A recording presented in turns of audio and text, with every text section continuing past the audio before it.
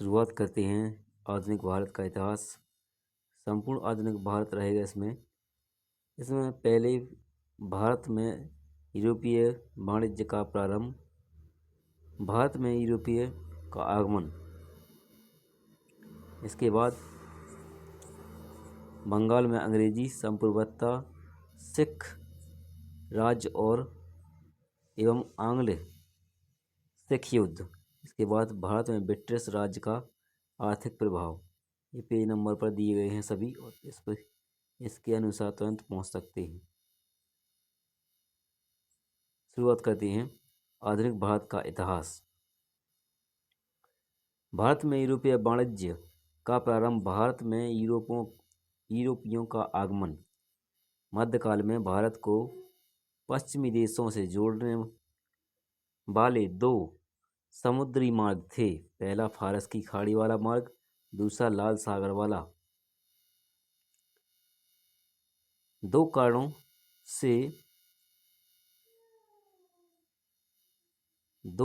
से लाल सागर का मार्ग दुष्कर था। पहला, मार्ग में अत्यधिक कोहरा पड़ता था। दूसरा, मार्ग में चट्टानों का पड़ना, जिसके कारण टक्कर हो जाती थी। ज़्यादातर व्यापार फारस की खाड़ी से जाने वाले मार्ग में होता था, जिसे अधिक प्राथमिकता दी जाती थी। एशिया से यूरोप को जाने वाली वस्तुएं अनेक राज्यों एवं मार्गों से होकर गुजरती थीं, और हर राज्य को चुंगी और मार्ग कर देने पड़ते थे। यूरोप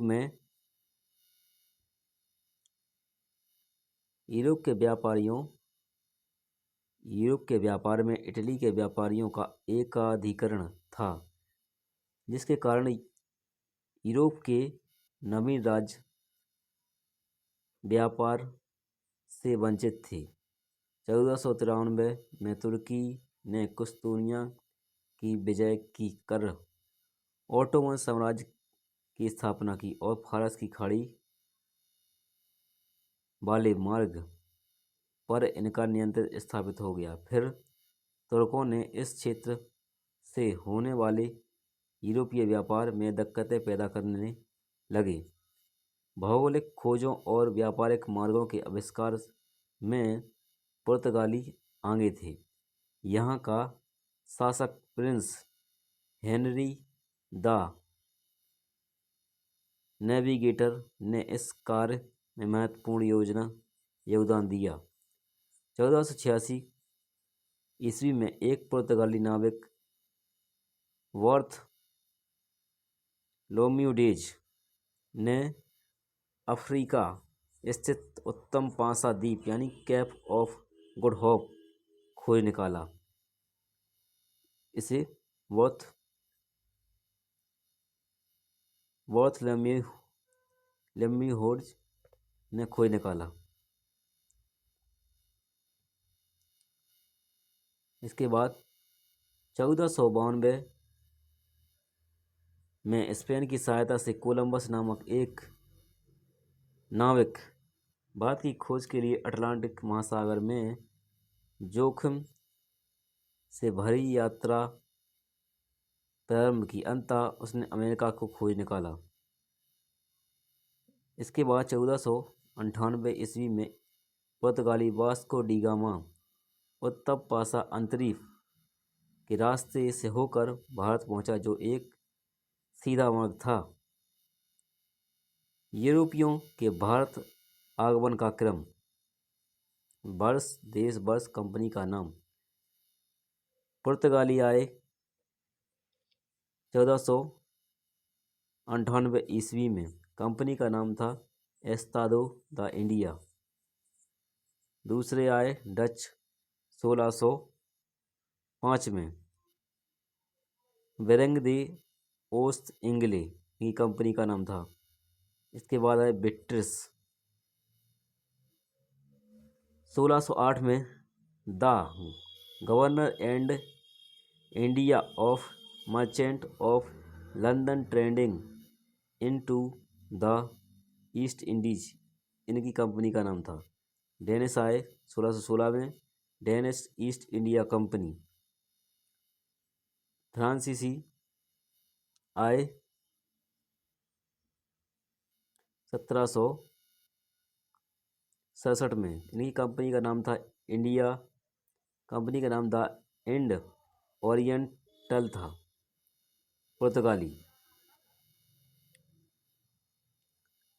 पुर्तगाल द्वारा यूरोप और भारत के बीच सीधे समुद्री मार्ग खोजने में आर्थिक और धार्मिक कारण सक्रिय थे। आर्थिक कारण में व्यापार करना और धार्मिक कारण में एशिया में ईसाई धर्म का प्रचार करना। सर्वप्रथम 1498 में वास्को डी गामा भारत के कलिकट बंदरगाह जो केरल में मालाबार तट पर है पहुंचा। वहां पर यहाँ पहले से बसे हुए अरबी व्यापारियों द्वारा बेमनस रवैया अपनाया गया, लेकिन कलिकट के राजा जमूरिन ने इनका स्वागत किया और मसाले तथा जड़ी बूटी ले जाने की अनुमति प्रदान की। इसके बाद 1500 ईस्वी में एल्वारेज क्रिब्बल के नेतृत्व में पुर्तगालियों का दूसरा अभियान दल भारत आया। यह भी मसाला आदि लेकर पुर्तगाल पहुंचा। 1502 में वास्को डी गामा पुनः भारत आया। इसी वर्ष इसने कोचीन में पुर्तगालियों की प्रथम फैक्ट्री की स्थापना की, अर्थात भारत में सर्वप्रथम पुर्तगाली बस्ती बनाई। 1505 में पुर्तगाली सरकार ने नई नीति अपनाई, जिसके द्वारा भारत में एक गवर्नर की नियुक्ति की गई। इस संदर्भ में पहला गवर्नर अल्मीडा बना। अल्मीडा इसका शासनकाल रहा 1505 से 9 तक रहा इसका। अल्मीडा ने कोचीन का दुर्गीकरण करवाया तथा इसे अपना मुख्यालय बनाया और 1508-9 में ईस्वी में इसने गुजरात, मिस्र, तुर्की के संयुक्त मुस्लिम जलबेड़े को पराजित कर द्वीप पर अधिकार कर लिया। इसके बाद आया अल बुकर्क। इसका शासनकाल रहा 1509 से 1515 तक। अल बुकर्क भारत में पुर्तगाली सत्ता का वास्तविक संस्थापक माना जाता है। इसने 1510 ईस्वी में बीजापुर से गोवा को जीत लिया और किलेबंदी करवाई। इस एक शक्ति के केंद्र के रूप में विकास हुआ। इसके बाद वास्को डी गामा 1524 से 29 तक इसका कार्यकाल रहा। वास्को डी गामा 1524 से 29 ईस्वी तक यहाँ का गवर्नर रहा और 1529 में गोवा में इसकी मृत्यु हो गई। वास्को डी गामा की गोवा में ही वास्को डी गामा की कब्र बनाई गई। सेंट जेवियर ईसाई संत की कब्र भी गोवा में है। इसके बाद नूनो दा कुन्हा, इनका शासनकाल रहा 1529 से 38 तक।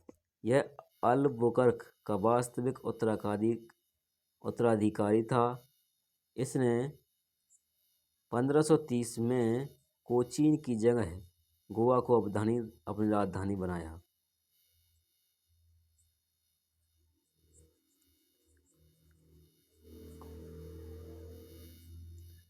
कुन्हा ने मद्रास के निकट सैंथोम तथा बंगाल में हुगली में पुर्तगाली बस्तियों की स्थापना करके भारत के पूर्वी तट की ओर पुर्तगाली वाणिज्य का विकास किया। पुर्तगालियों की देन।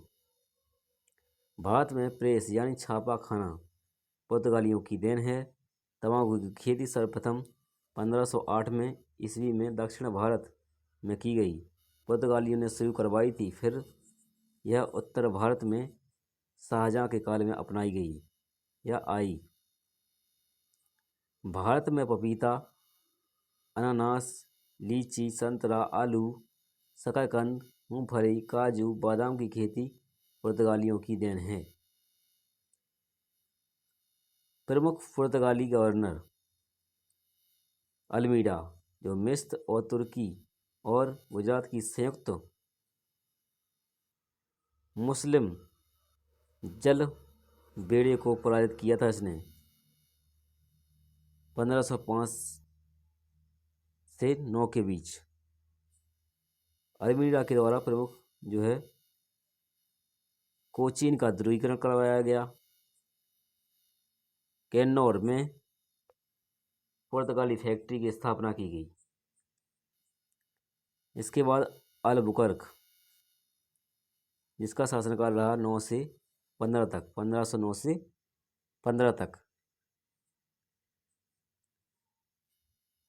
1510 ईस्वी में गोवा को जीतकर पुर्तगाली आधिपत्य की स्थापना की। भारत में पुर्तगाली सत्ता का वास्तविक संस्थापक माना जाता है अलबुकर्क। नुनो दी कुल्हा, इसका शासनकाल रहा 1529 से 38 तक। कोचीन के स्थान पर गोवा को राजधानी बनाया।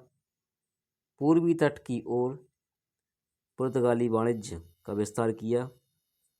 हुगली एवं सैंथोम में पुर्तगाली फैक्ट्री की स्थापना की। इसके बाद डच आए।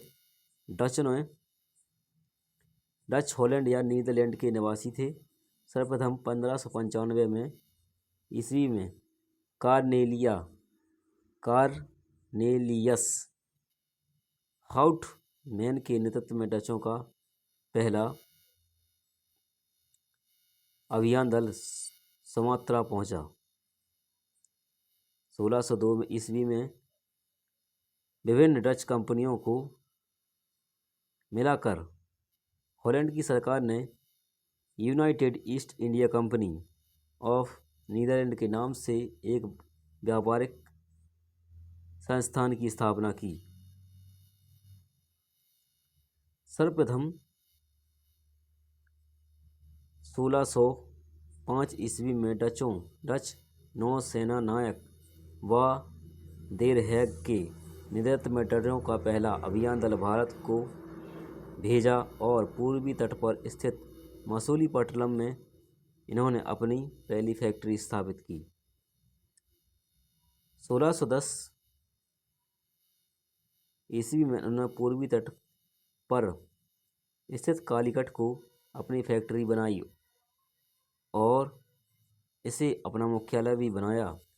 ये लोग यहाँ स्वर्ण यानी पैगोड़ा सोने की मुद्रा ढालते थे। 1653 ईस्वी में डचों ने बंगाल स्थित चिनसुरा में अपनी फैक्ट्री स्थापित की। बंगाल में यह डचों का सबसे बड़ा केंद्र था। डचों द्वारा भारत में स्थापित फैक्ट्रियाँ। वर्ष स्थान 1605 ईस्वी में मसूलीपट्टनम आंध्र प्रदेश में लगाई फैक्ट्री। इसके बाद 1606 में पुत्तुपोली आंध्र प्रदेश में लगाई फैक्ट्री। इसके बाद 1610 में पुलिकट आंध्र प्रदेश में। इसके बाद 1616 में सूरत गुजरात में। इसके बाद 1627 में पीपली पश्चिम बंगाल में।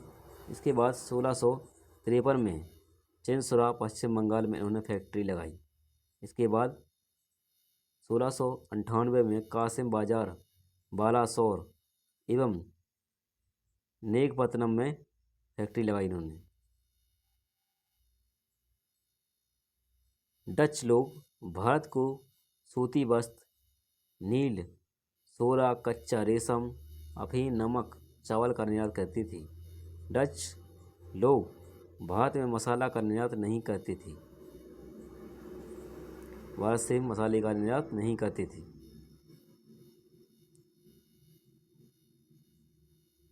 नेक्स्ट है डचों द्वारा भारत से निर्यात की जाने वाली वस्तुएं। तो सूती वस्त्र था, सोरा, अफीम, नमक, नील, कच्चा रेशम और चावल, ये सभी निर्यात की इनका व्यापार करते थे लोग। इसके बाद अंग्रेज। एलिजाबेथ प्रथम का शासनकाल ब्रिटिश इतिहास काल में स्वर्णिम युग के नाम से जाना जाता है। यह कई दृष्टियों में महत्वपूर्ण रहा। इस काल में वास्तविक उन्नति के लिए भी अनेक प्रयास किए गए। महारानी एलिजाबेथ प्रथम के समय 31 दिसंबर 1600 को एक विशाल व्यापारिक संघ की स्थापना हुई, जिसका नाम रखा गया the governor and company of merchant of London trading into the East Indies. इस कंपनी में अनेक शेयर होल्डर थे। कंपनी की पहली यात्रा 1601 ईस्वी में हुई, जब कंपनी के जहाज इंडोनेशिया गए। सर्वप्रथम 1608 में कैप्टन हॉकिंस के नेतृत्व में कंपनी का पहला प्रतिमंडल हेक्टर नामक जल जहाज से भारत में सूरत पहुंचा और यहाँ पर अंग्रेज़ों की पहली अस्थायी फैक्ट्री की स्थापना की। कैप्टन हॉकिंस सूरत से जहांगीर के दरबार पहुंचा। जहांगीर ने इसे 400 का मनसब तथा खान यानी इंग्लिश खान की उपाधि दी। 1611 ईस्वी में अंग्रेज़ों ने पूर्वी तट पर स्थित मसूलीपट्टनम में अपनी दूसरी फैक्ट्री की स्थापना की। 1613 ईस्वी में सूरत की फैक्ट्री को स्थायित्व प्राप्त हुआ। 1615 ईस्वी में ब्रिटिश सम्राट जेम्स प्रथम के राजदूत के रूप में टॉमस रो जहांगीर के दरबार में आया। यह 3 वर्षों तक 1618 तक जहांगीर के दरबार में रहा। इसने व्यापार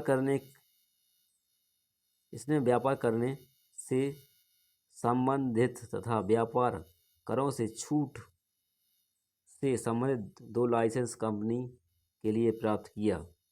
1632 ईस्वी में अंग्रेज़ों ने गोलकुंडा के सुल्तान अब्दुल्ला कुतुब शाह से 500 पौंड वार्षिक कर देने के बदले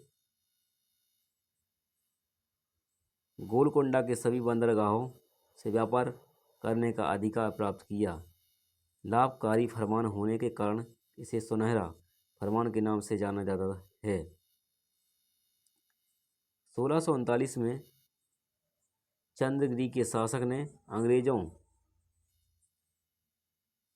से अंग्रेज़ों ने मद्रास को पट्टे पर प्राप्त किया। यहाँ पर अंग्रेज़ों ने सेंट जॉर्ज नामक किले का निर्माण करवाया था। 1661 ईस्वी में ब्रिटेन के सम्राट चार्ल्स द्वितीय का विवाह पुर्तगाली राजकुमारी कैथरीन के साथ हुआ। इस उपलक्ष्य में पुर्तगालियों से दहेज के रूप में बम्बई चार्ल्स द्वितीय को प्राप्त हुआ। 1669 में चार्ल्स द्वितीय ने बम्बई को 10 पौंड वार्षिक किराए पर कंपनी को दे दिया। फिर कंपनी ने एंगियार को अपना अधिकारी नियुक्त कर बम्बई के गांव का शहरीकरण करवा दिया। 1698 ईस्वी में अंग्रेज़ों ने बंगाल के एक जमींदार इब्राहिम खां से 1200 रुपये में 3 गांव की जमींदारी खरीद ली। ये गांव थे गोविंदपुर, सूतानती और कोलकाता। यही तीनों गांव विकसित होकर कलकत्ता नगर बना। कलकत्ता नगर को बसाने का श्रेय जॉन्स चारनाक को जाता है। 1700 ईस्वी में कलकत्ता के फोर्ट विलियम किले का निर्माण हुआ। यह पूर्वी भारत के सभी बस्तियों का केंद्र बन गया। फोर्ट विलियम का प्रथम अध्यक्ष सर चार्ल्स आयर था। 1715 ईस्वी में कंपनी का एक प्रतिनिधिमंडल जॉन सरमन की अध्यक्षता में मुगल सम्राट फ़र्रुखसियार के दरबार में पहुंचा।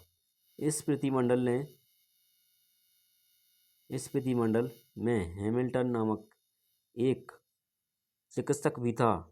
हैमिल्टन ने फ़र्रुखसियार को एक गंभीर रोग से मुक्ति दिलाई थी। इससे प्रसन्न होकर फ़र्रुखसियार ने 1717 ईस्वी में एक फरमान द्वारा कंपनी को अनेक रियायतें प्रदान की। अंग्रेजों द्वारा भारत में स्थापित फैक्ट्रियां। तो 1608 ईस्वी में सूरत में अस्थायी रूप से फैक्ट्री स्थापित की और स्थायी रूप से 1613 में स्थापित कर ली। इसके बाद 1611 में मछलीपट्टनम में, 1616 में अहमदाबाद, बुरहानपुर, आगरा में। इसके बाद 1632 में गोलकुंडा में, 1633 में बालासोर, हरिहरपुर उड़ीसा में, 1639 में मद्रास में, 1691 हुगली में, 1669 में बम्बई में और 1700 में कलकत्ता में स्थापित की। इसके बाद आए Dennis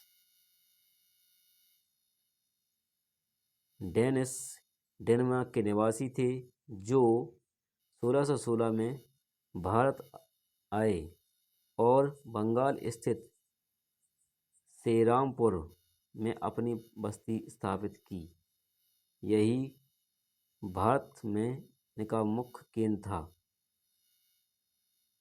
British east India company से संबंधित तत्व। जहांगीर ने कैप्टन हॉकिंस को इंग्लिश खान की उपाधि देकर उनका विवाह एक आर्मीनियन स्त्री से करवा दिया। भारत आने वाला प्रथम अंग्रेज जॉन मिल्डन हॉल था। फ्रांसिस डे नामक अंग्रेज ने समुद्र को पट्टे पर चंद्रगिरी के राजा से प्राप्त किया। गेरोल्ड अंगियार को बम्बई नगर का संस्थापक माना जाता है।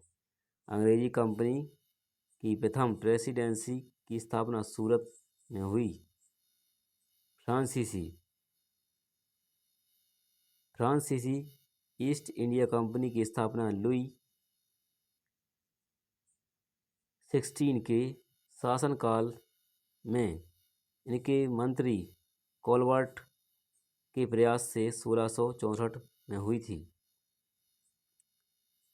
सर्वप्रथम 1667 ईस्वी में फ्रांसिस कोरे के नेतृत्व में फ्रांसीसियों का पहला अभियान दल भारत से सूरत पहुंचा। यहीं पर उन्होंने अपनी पहली फैक्ट्री की स्थापना की। 1669 में फ्रांसीसियों ने पूर्वी तट पर स्थित मछलीपट्टनम में अपनी दूसरी फैक्ट्री की स्थापना की। 1673 में बंगाल के सूबेदार शाइस्ता खान ने से एक जमीन प्राप्त की। इसी जमीन पर चंद्रनगर नामक प्रसिद्ध फ्रांसीसी बस्ती का विकास हुआ।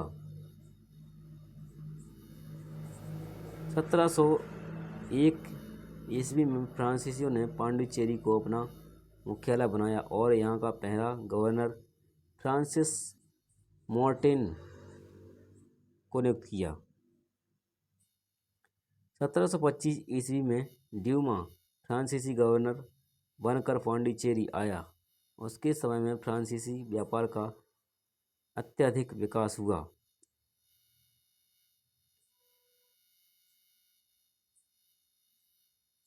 इसके बाद नेक्स्ट है आंग्ल फ्रांसीसी संघर्ष या कर्नाटक के युद्ध।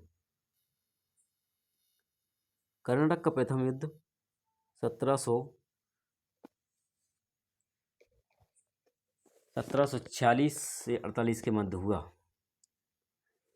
18वीं शताब्दी तक कोरोमंडल तट की भूमि को कर्नाटक के नाम से जाना जाता था। यह हैदराबाद के निजाम के अधीन एक प्रांत था। यहाँ के प्रांतपति को नवाब कहा जाता था। सर्वप्रथम 1746 ईस्वी में बारनेट के नेतृत्व में अंग्रेजी जलबेड़े ने कुछ फ्रांसीसी जलतोपों को पकड़कर अपने कब्जे में ले लिया। डुप्ले ने इसकी शिकायत कर्नाटक के नवाब से की, लेकिन नवाब ने डुप्ले की किसी बात पर ध्यान नहीं दिया। अंततः डुप्ले ने अंग्रेजी बस्ती मद्रास का घेरा डाल दिया। जब अंग्रेज़ों ने नवाब का संरक्षण चाहा तो नवाब ने डुप्ले को मद्रास से हटने के लिए कहा, लेकिन डुप्ले नहीं माना। परिणामस्वरूप नवाब ने फ्रांसीसियों के विरुद्ध युद्ध की घोषणा कर दी और फिर एक युद्ध, जिसे सेंट थॉम का युद्ध हुआ। सेंट थॉम का युद्ध 1748 में कर्नाटक के नवाब एवं फ्रांसीसियों के बीच लड़ा गया और 1748 ईस्वी में यूरोप में एक्स-ला-चैपेल की संधि द्वारा ऑस्ट्रिया के उत्तराधिकार युद्ध का अंत हुआ। इसी संधि के द्वारा कर्नाटक के प्रथम युद्ध का अंत हो गया। इसके बाद कर्नाटक का द्वितीय युद्ध 1748 से यह 54 के बीच चला। इस युद्ध का मुख्य कारण दोनों कंपनियों का भारतीय राजनीति में हस्तक्षेप रहा। 1748 ईस्वी में हैदराबाद के निजाम उल मुल्क आसफ जाह की मृत्यु हो जाने के उत्तराधिकार के लिए संघर्ष प्रारंभ हुआ। निजाम उल मुल्क की मृत्यु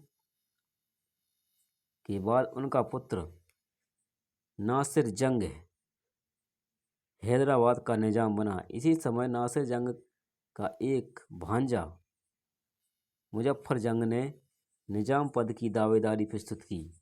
उसी समय 1748 में इसी मराठों ने चंदा साहब को रिहा कर दिया और यह कर्नाटक में अपने उत्तराधिकार की मांग की। इसी समय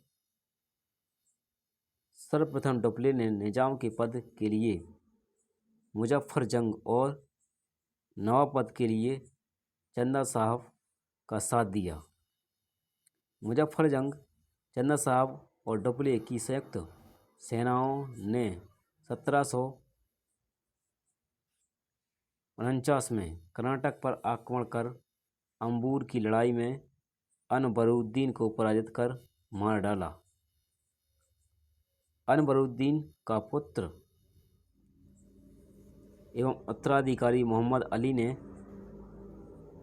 भागकर तिरुचिरापल्ली के दुर्ग में शरण ली। फ्रांसीसियों के बढ़ते हुए प्रभाव को देखते हुए अंग्रेज भी शांत नहीं रहे। उन्होंने निजाम पद के लिए नासिर जंग एवं कर्नाटक के पद के लिए मोहम्मद अली को समर्थन दिया। 1750 में नासिर जंग अंग्रेजों के सहयोग से कर्नाटक पर आक्रमण किया और त्रिगुट मित्र शक्ति को पराजित कर दिया। लेकिन इसी समय नासिर जंग की सेना ने विद्रोह कर दिया और इसी विद्रोह में नासिर जंग की हत्या कर दी गई। इसका लाभ उठाकर फ्रांसीसियों ने डुप्ले मुजफ्फरजंग को हैदराबाद का निजाम घोषित कर दिया। 1752 ईस्वी में क्लाइव के नेतृत्व में अरकाट पर आक्रमण किया और चंदा साहब के पुत्र राजा साहब के नेतृत्व वाली सेना को पराजित कर अरकाट पर अधिकार कर लिया। यह खबर सुनकर चंदा साहब त्रिचनापल्ली भाग गया, लेकिन तंजौर के राजा ने इनकी हत्या कर दी। 1754 ईस्वी में फ्रांसीसी सरकार ने डुप्ले को वापस बुला लिया। उसके स्थान पर गौदेहो को गवर्नर बनाकर भारत भेजा। गौदेहो आते ही युद्ध समाप्ति की घोषणा कर दी। अंततः 1755 में पांडिचेरी की संधि द्वारा यह युद्ध समाप्त हो गया।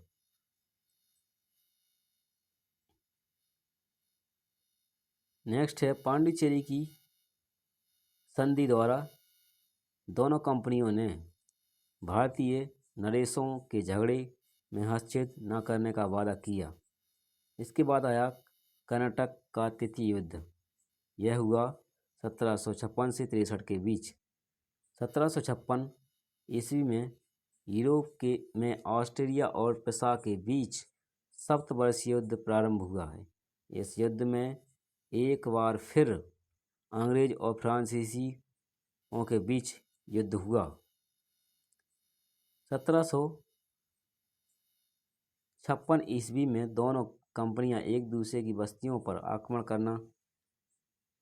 आक्रमण प्रारंभ कर दिया, लेकिन वास्तविक युद्ध की शुरुआत तब हुई जब 1758 ईस्वी में फ्रांसीसी सरकार ने काउंट डी लाली को कमांडर इन चीफ बनाकर भारत भेजा।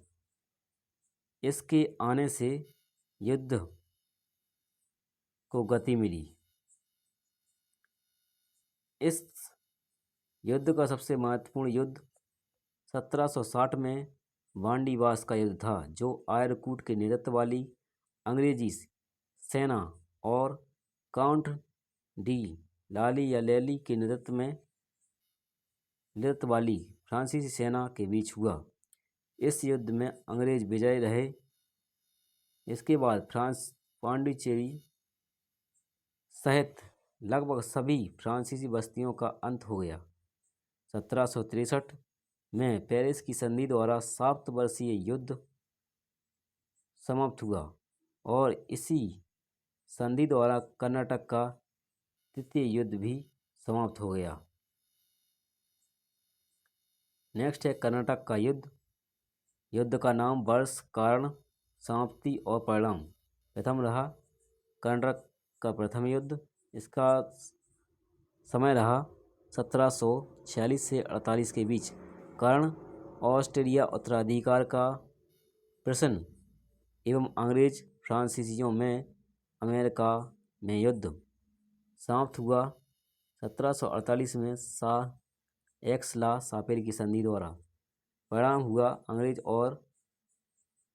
एवं कर्नाटक के नवाब की पराजय हुई इसमें। नेक्स्ट है द्वितीय कर्नाटक युद्ध। 1748 से 54 तक चला। यह है दोनों कंपनियों द्वारा भारतीय राजनीति में हस्तक्षेप। समाप्ति इसकी 1755 में पांडिचेरी की संधि द्वारा। और अंग्रेजों की अच्छी स्थिति हुई इसमें। तृतीय कर्नाटक युद्ध 1756 से 63 के बीच चला। यूरोप का सप्तवर्षीय युद्ध था यह। 1763 की पेरिस की संधि द्वारा युद्ध समाप्त हुआ। अंग्रेज इसमें विजयी रहे।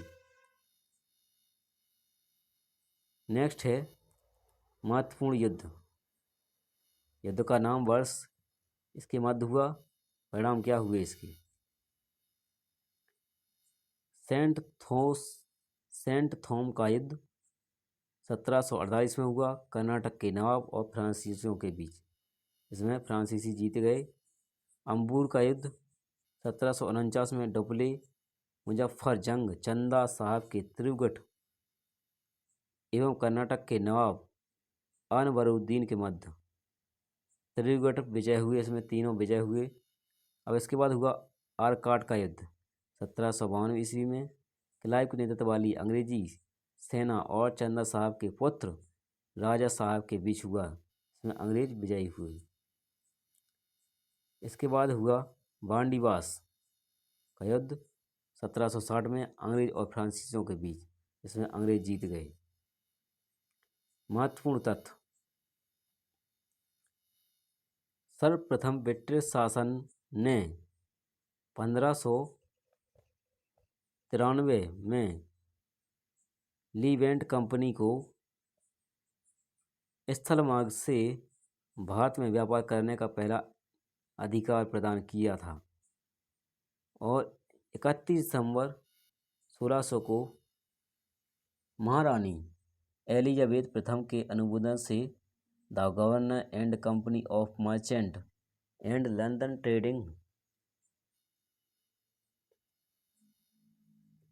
इनटू द ईस्ट इंडीज नाम से एक व्यापार संस्थान को सर्वप्रथम समुद्री मार्ग से व्यापार करने का अधिकार पत्र प्रदान किया गया। डचों ने पुर्तगालियों को पराजित कर उनसे कोचीन प्राप्त किया था और 1663 में डचों ने फोर्ट विलियम का निर्माण करवाया था।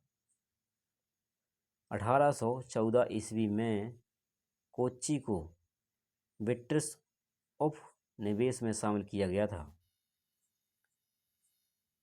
अंग्रेजी शासनकाल में बिहार अफीम उत्पादन हेतु प्रसिद्ध था। भारत में अफीम की तस्करी की जाती थी। अंग्रेजी शासन काल में बिहार अफीम उत्पादन के लिए प्रसिद्ध था। नेक्स्ट है बंगाल में अंग्रेजी प्रभुसत्ता।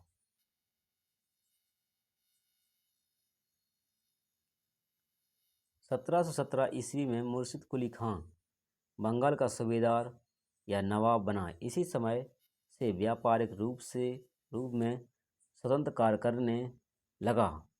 इसने ढाका के स्थान पर मुर्शिदाबाद को अपनी राजधानी बनाया। यह बंगाल का पहला नवाब था जिसने अंग्रेजों द्वारा दस्तक यानी अधिकार पत्र का दुरुपयोग किया। 1727 ईस्वी में मुर्शिद कुली खां की मृत्यु के बाद शुजाउद्दौला बंगाल का नवाब बना। यह अत्यंत न्यायप्रिय नवाब था जो 1732 ईस्वी में अली वर्दी खां को बिहार का उप सूबेदार नियुक्त किया। 1739 ईस्वी में शुजाउद्दौला की मृत्यु के बाद उसका पुत्र सरफराज खां नवाब बना। इसके समय 1740 ईस्वी में अली वर्दी खां ने विद्रोह कर दिया। इसी विद्रोह में सरफराज खां मारा गया और अली वर्दी खां बंगाल का नवाब बन गया। अली वर्दी खां, इसका शासनकाल रहा 1740 से 56 तक। इसने यूरोपियों की उपमा मधुमक्खियों से की है। इसके अनुसार यदि इन्हें ना छेड़ा जाए तो यह शहद देंगी, यदि छेड़ा जाए तो ये काट काट कर मार डालेंगी। अली वली खां के कोई पुत्र न होने के कारण इसने अपनी सबसे छोटी पुत्री के पुत्र सिराजुद्दौला को अपना उत्तराधिकारी नियुक्त किया। सिराजुद्दौला इनका शासनकाल रहा 1756 से 1757, यानी 1 वर्ष तक लगभग रहा। सिराजुद्दौला का अंग्रेजों के साथ संबंध बिगड़ गए, क्योंकि अंग्रेजों ने नवाब के शत्रुओं को शरण दे रखी थी और नवाब के मना करने के बावजूद भी बस्तियों का ध्रुवीकरण कर रहे थे। इसी कारण से सिराजुद्दौला रुष्ट हो गए और 15 जून 1756 को नवाब कलकत्ता स्थित फोर्ट विलियम पर आक्रमण कर दिया। 5 दिन के युद्ध के बाद 20 जून 1756 ईस्वी को फोर्ट विलियम पर अधिकार कर लिया और अंग्रेज भागकर फुल्टा नामक टापू में शरण ली।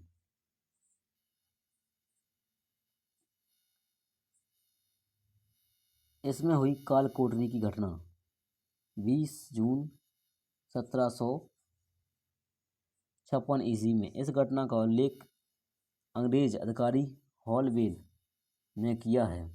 हॉलबेल के अनुसार 20 जून की रात्रि को नवाब ने 146 अंग्रेज बंदियों को एक कोठरी में बंद कर दिया। इसमें दूसरे दिन 123 अन्यों की मृत्यु हो गई और हॉलबेल सहित 23 अंग्रेज जीवित रहे। संभवतः यह हॉलबेल की मनगढ़ंत कहानी है, क्योंकि इसकी पुष्टि अन्य स्रोतों से नहीं होती है। प्लासी का युद्ध 23 जून 1757 ईस्वी को हुआ। प्लासी यानी भागीरथी नदी के तट पर स्थित है। यह युद्ध क्लाइव के नेतृत्व वाली एक छोटी सी अंग्रेजी सेना और नवाब सिराजुद्दौला की 50,000 सेना के साथ हुआ। युद्ध आरंभ होते ही मीर जाफर अपनी सेना लेकर अलग हो गया। अंततः इस युद्ध में नवाब सिराजुद्दौला पराजित होकर मुर्शिदाबाद भाग गया, लेकिन नवाब को मुर्शिदाबाद में पकड़कर वध कर दिया गया। इसके बाद मीर जाफर बंगाल का नवाब बना और क्लाइव को व्यक्तिगत रूप से बहुत धन मिला। इस तरह प्लासी के युद्ध ने भारत में अंग्रेजी प्रभुसत्ता की नींव डाल दी। कंपनी को 24 परगना जिले की दीवानी प्राप्त हुई। क्लाइव का नवाब के विरुद्ध षड्यंत्र। नवाब सिराजुद्दौला के प्रमुख अधिकारी इससे असंतुष्ट थे। इसका लाभ उठाकर क्लाइव ने नवाब के विरुद्ध एक षड्यंत्र रचा। इस षड्यंत्र में नवाब के मुख्य सेनापति मीर जाफर, दीवान राय दुर्लभ और एक सैनिक अधिकारी यार लतीफ़ तथा बंगाल का एक व्यापारी जगत सेठ सम्मिलित थे। मीर जाफर इनका शासनकाल रहा 1757 से 60 तक। 1760 ईस्वी में क्लाइव इंग्लैंड वापस चला गया। इसके स्थान पर वेनस्टार्ट बंगाल का गवर्नर बनकर भारत आया। वेनस्टार्ट ने नवाब बनने का निश्चय किया। नवाब बदलने का निश्चय किया। इसके लिए इसने मीर जाफ़र की दामाद मीर कासिम से समझौता किया। समझौते के अनुसार मीर कासिम को नवाब बनाया जाएगा। बदले में मीर कासिम कंपनी को बर्दवान, मिदनापुर और चट्टगांव जिले की दीवानी और अधिकारियों को धन देगा। इसके बाद प्रिंस सेटार्ट ने मीर जाफ़र के सामने यह प्रस्ताव रखा कि वह मीर जाफ़र को नायब सूबेदार नियुक्त कर दें और प्रशासन के सारे अधिकार सौंप दें।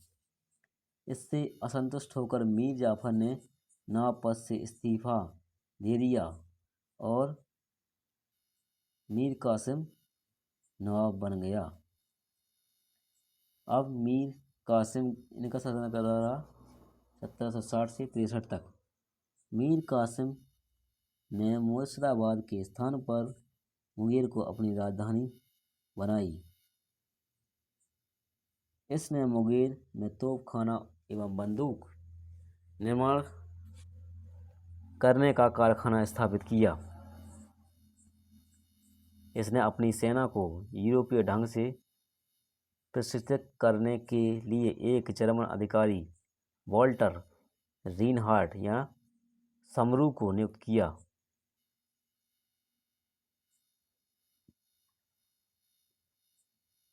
और 1763 ईस्वी में मीर कासिम ने संपूर्ण बंगाल को व्यापार कर से मुक्त किया। इस घटना से अंग्रेज आग बबूला हो गए और अंग्रेज़ों ने मीर जाफ़र को पुनः नवाब घोषित कर मीर कासिम के विरुद्ध युद्ध छेड़ दिया।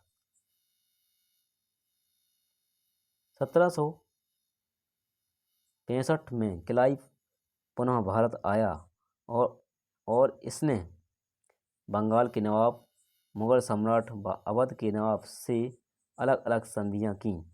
सर्वप्रथम रॉबर्ट क्लाइव ने बंगाल के नवाब नजमुद्दौला से संधि की। संधि के अनुसार प्रशासन के सारे अधिकार कंपनी के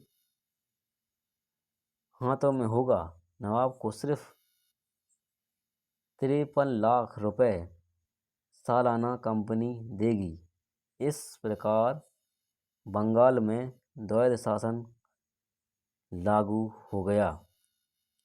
बक्सर का युद्ध 23 अक्टूबर 1764 में हुआ। इसमें मीर कासिम अंग्रेजों से परास्त होकर सिराजुद्दौला के पास पहुंचा। इस समय वहां मुगल सम्राट शाह आलम द्वितीय भी उपस्थित थे। इन तीनों ने अंग्रेजों के विरुद्ध संयुक्त मोर्चा का निर्माण किया। तीनों अपनी सेना लेकर बक्सर पहुंचे और अंग्रेजों से युद्ध किया। अंग्रेजी सेना का नेतृत्व हेक्टर मुनरो ने किया। इस युद्ध में संयुक्त मोर्चे की शक्तियां पराजित हुईं और मीर कासिम युद्ध भूमि से भाग गया, जबकि शुजाउद्दौला और शाह आलम द्वितीय ने आत्मसमर्पण कर दिया। इलाहाबाद की प्रथम संधि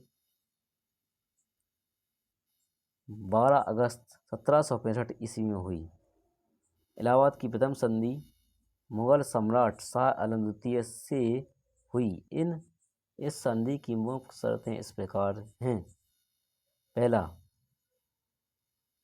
कंपनी अवध के नवाब से इलाहाबाद एवं कड़ा 2 जिले लेकर मुगल सम्राट को देंगे। कंपनी मुगल सम्राट को 26 लाख रुपए पेंशन के रूप में देगी। मुगल सम्राट बंगाल, बिहार, उड़ीसा व उड़ीसा की दीवानी कंपनी को प्रदान करेगा।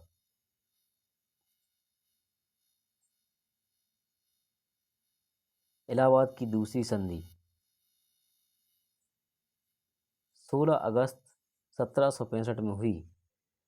यह संधि अवध के नवाब शुजाउद्दौला से हुई। इस संधि की प्रमुख शर्तें इस प्रकार थीं। कंपनी अवध के नवाब से इलाहाबाद एवं कड़ा का जिला प्राप्त करके मुगल सम्राट को दे दिया। अवध के नवाब पर खजाने के रूप में 50 लाख रुपए एवं चिनौर का किला कंपनी प्राप्त करेगी। कंपनी को अवध में कर मुक्त व्यापार करने का अधिकार होगा। अवध की सुरक्षा के लिए अवध में एक अंग्रेजी सेना रखी जाएगी, जिसका खर्च अवध का नवाब देगा। 1765 से 1772 ईस्वी तक बंगाल में द्वैध शासन चलता रहा।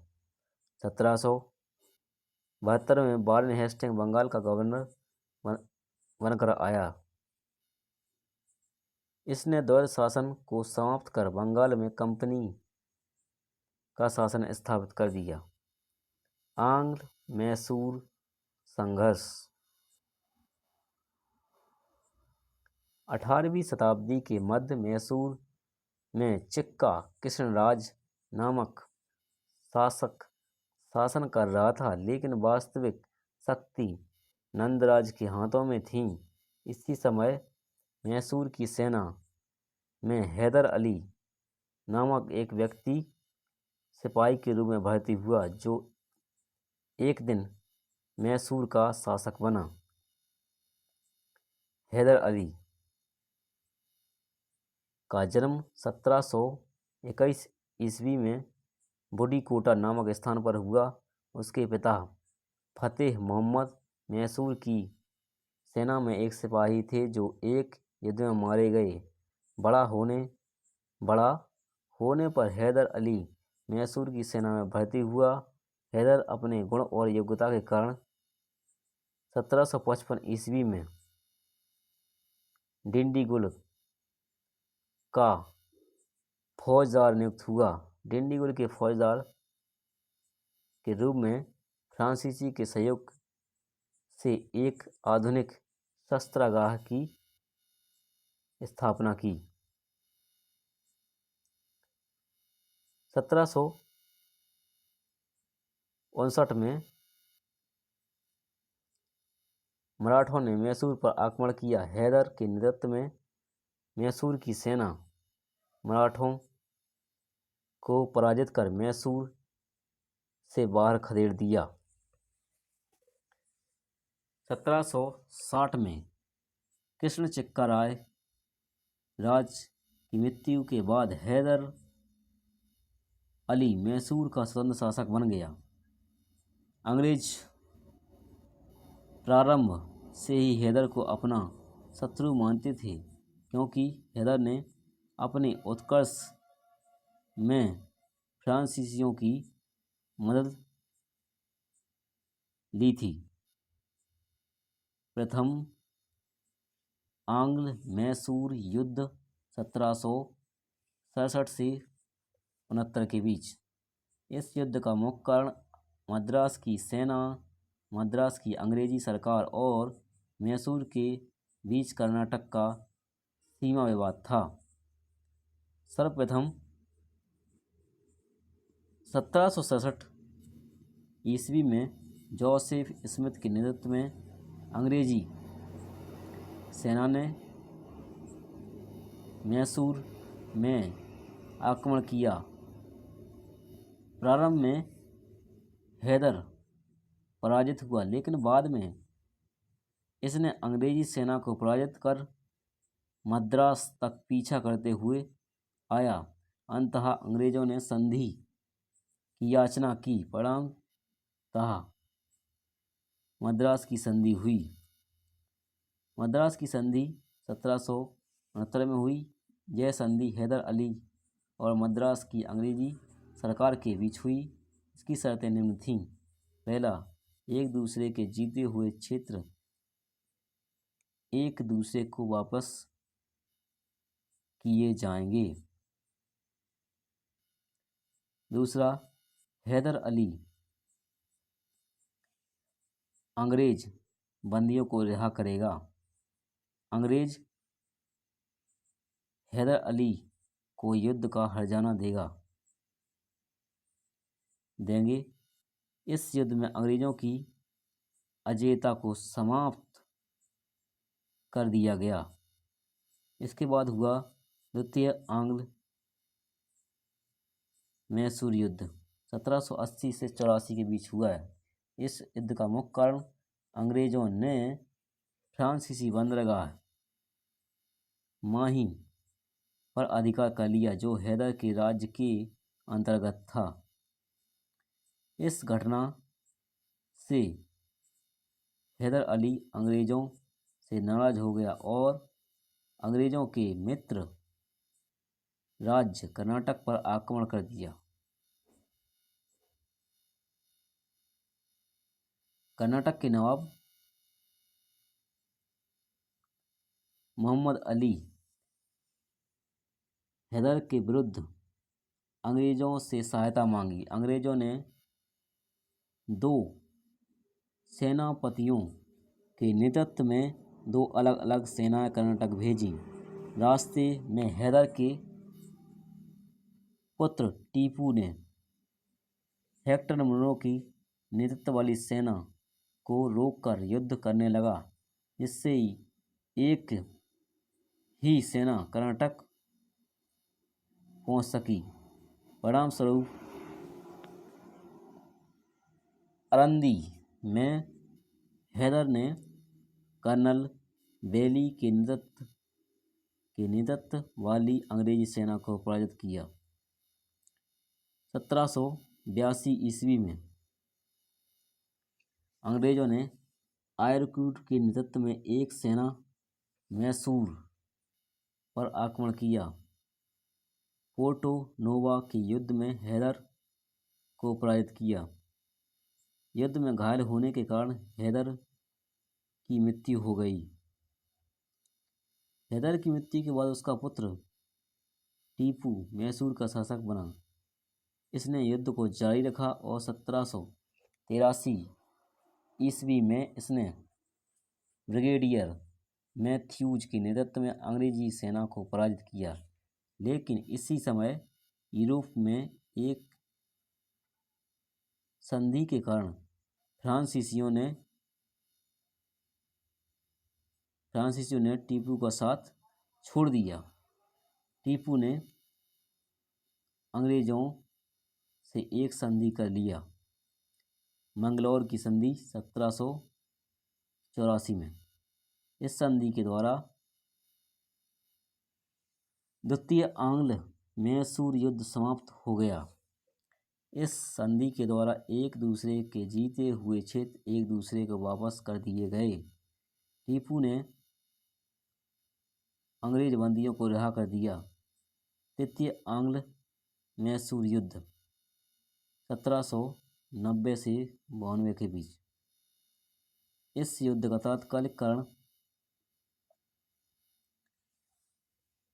आईकोटा और केग्रानूर के 2 दुर्ग डचों से टीपू खरीदना चाहता था, लेकिन अंग्रेजों के मित्र राज्य त्रावणकोर ने खरीद लिया। इस कार्य से टीपू नाराज होकर त्रावणकोर पर आक्रमण कर दिया। उसी समय गवर्नर जनरल लॉर्ड कॉर्नवालिस ने मराठा और निजाम से संधि करके सम्मिलित रूप से मैसूर पर आक्रमण कर दिया। कॉर्नवालिस मैसूर के अनेक क्षेत्रों को जीतकर श्रीरंगपट्टनम को घेर लिया। बाध्य होकर टीपू ने अंग्रेजों से संधि कर ली। श्रीरंगपट्टनम की संधि 1792। इस संधि के द्वारा तृतीय आंग्ल मैसूर युद्ध समाप्त हो गया। इस संधि के द्वारा टीपू का आधा राज्य ले लिया गया, जिसे अंग्रेज मराठे निजाम आपस में बांट लिए। टीपू पर 3 करोड़ का खजाना लगाया गया। टीपू के पास धन न होने के कारण उसके 2 पुत्रों को कॉर्नवालिस के पास बंधक के रूप में रख दिया गया। टीपू की सेना को भी सीमित कर दिया गया।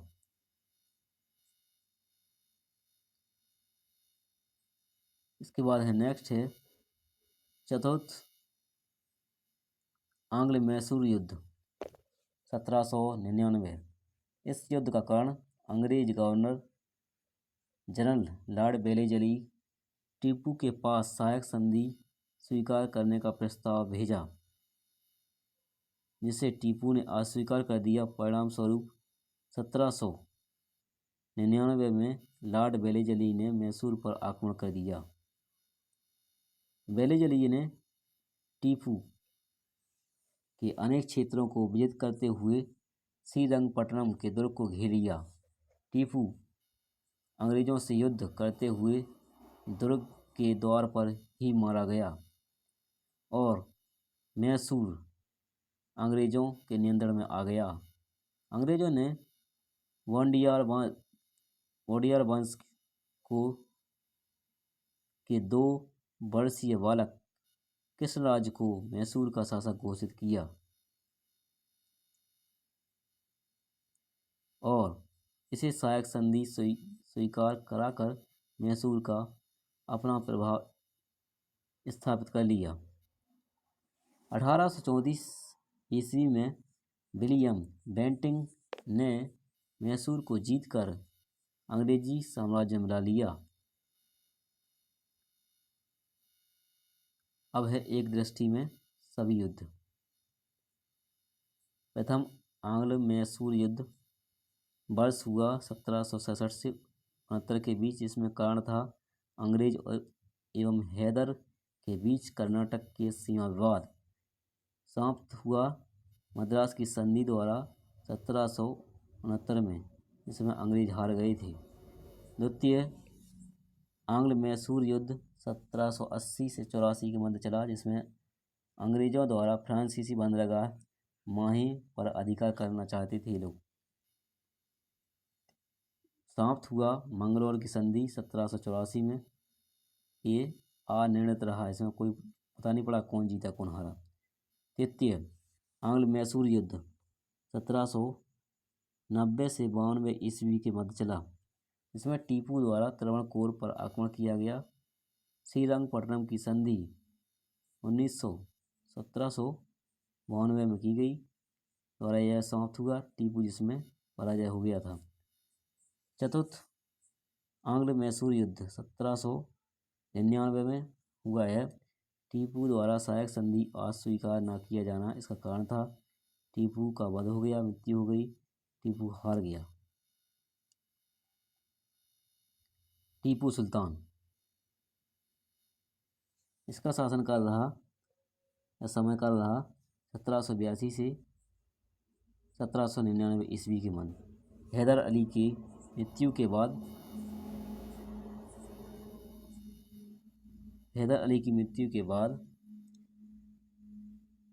1782 में टीपू सुल्तान बना। टीपू ने 1787 में बादशाह की उपाधि धारण की और अपने नाम से सिक्के चलवाए। इसने वर्ष महीनों के हिंदू नामों के स्थान पर अरबी नामों का प्रयोग किया तथा एक नए पंचांग कैलेंडर का प्रचलन किया। फ्रांसीसी क्रांति के फल स्वरूप जब कुछ फ्रांसीसी सैनिकों ने श्रीरंगपट्टनम में जैकोबिन क्लब बनाने का प्रस्ताव किया तो इसने सहर्ष स्वीकार किया।